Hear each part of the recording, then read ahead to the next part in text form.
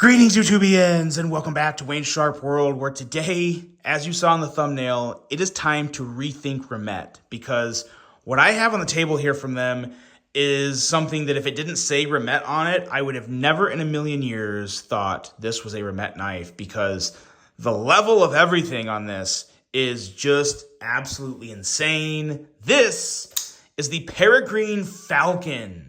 Now, before I go any further into this review, I want to thank you guys for tuning in today. If you like what you see, please do me a huge favor, hit that subscribe button, follow along, and I will continue to bring you the content. Now, let's take a look at some overall specs on this Knife of the Year contender. I can't believe I'm saying it, but this is indeed a Knife of the Year contender for my channel.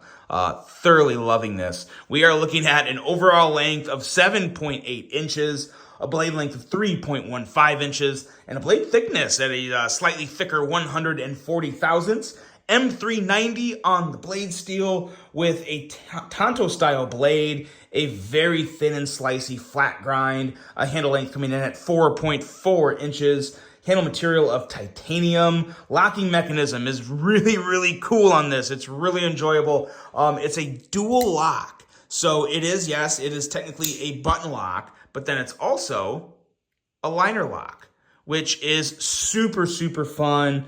Really love the idea behind this locking mechanism. I believe it's just called the dual lock. I don't know if there's a specific name for it. We are looking at a user of a right hand only tip up carry, weight coming in at 4.8 ounces, and a price that is more than you're used to spending on a Remet. But again, I have no issue with that because of the level of what this knife is. We're looking at $235 to $245 depending on the version you decide to go with.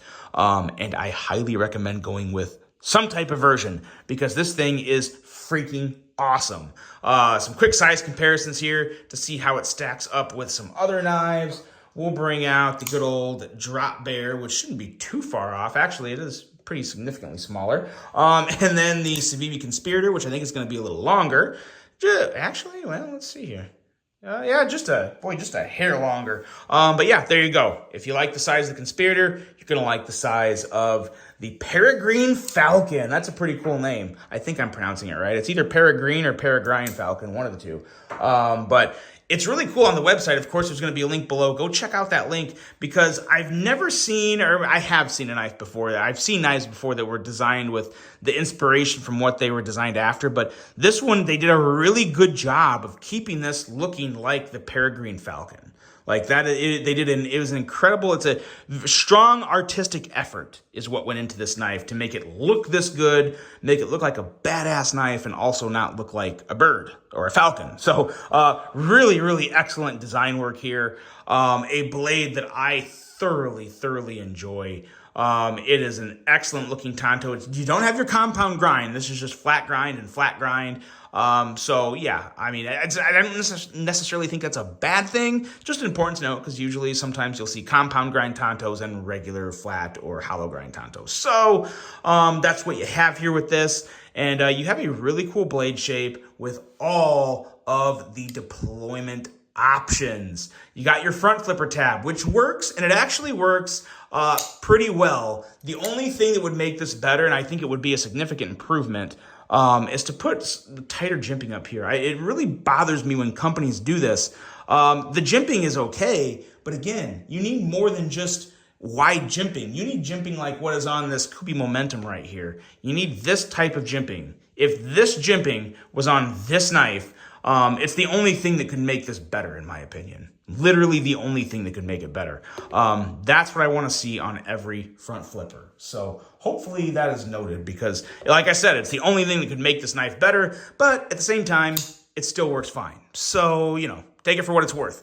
The deployment hole, or the blade cutout here, also very nice. It's a little low profile, so you got to squeeze in a little, but boy, oh boy, it's very easy to kick that blade out. And then if you don't want to use the actual cutout and you want to just use this little area right here on the fuller, it bites your nail really well. It makes it very easy to deploy the blade that way also. So a lot of options to kick this blade out. I find this to be, on a scale of 1 to 10 in terms of fidget factor, this is a solid 10. If the jimping was better on the front flipper, it would be an 11 or 12 out of 10. So very strong fidget factor. Fidget monster for sure, without a doubt. And then the handle on this guy is also incredibly cool. Very, very interesting about this knife all over the place. You have your little inlay or onlay, whatever you want to call it here, of which is, I'm assuming, titanium with just kind of that acidic wash that brings out all the colors and whatnot.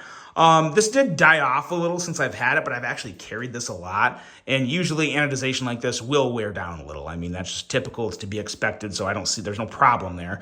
But yeah, nice textured, nice everything. It's a nice little something to draw your eyes to the middle of the knife, and really just pull it all together, in my opinion. Very, very complete design we have here.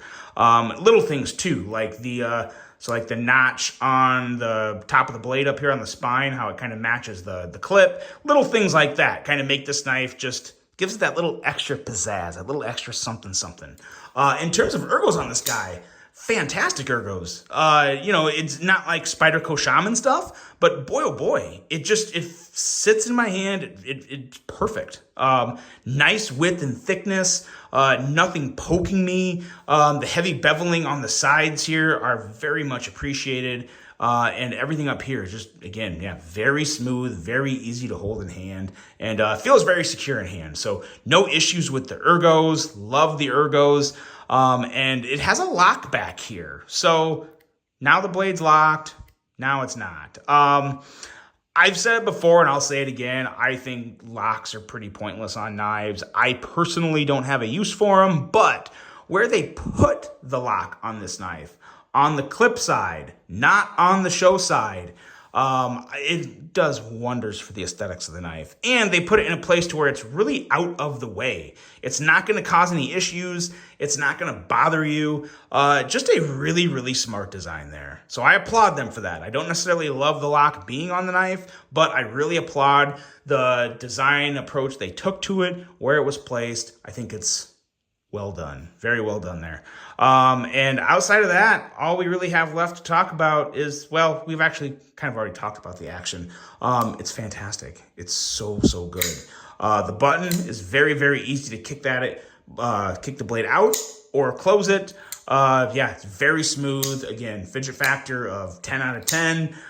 Just really, really enjoyable. And I also love being able to use the liner lock, because I do still use this liner lock. Like it's nice to have that option, and it's really fun to do. Like it's another level of fidget bliss on this guy. So, so good. I can't believe this is from Remet.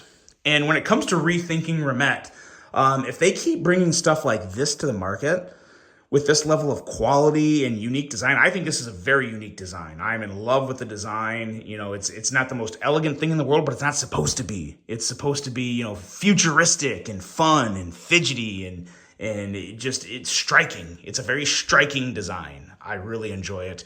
Yeah, they keep bringing stuff like this to the market. Remet's going to find themselves as a major, major contender in the knife industry in terms of at least EDC folding knives, because man, oh man, I love this one. It is without a doubt a knife of the year contender and an absolute banger, even with the hefty price tag of $235 to $245. Don't let that scare you off. Sometimes people will relate really high costs like that to a company like Remet, who doesn't quite have the foundation that like a Civivi or a Kaiser does. Don't let that scare you off. This is, in my opinion, worth it. It's an amazing knife, and I am thoroughly enjoying it. The Remet Peregrine Falcon. Let me know what you guys think of this one. Really hope you enjoyed it. Hope you have a great rest of your day. And until the next one, I'm out.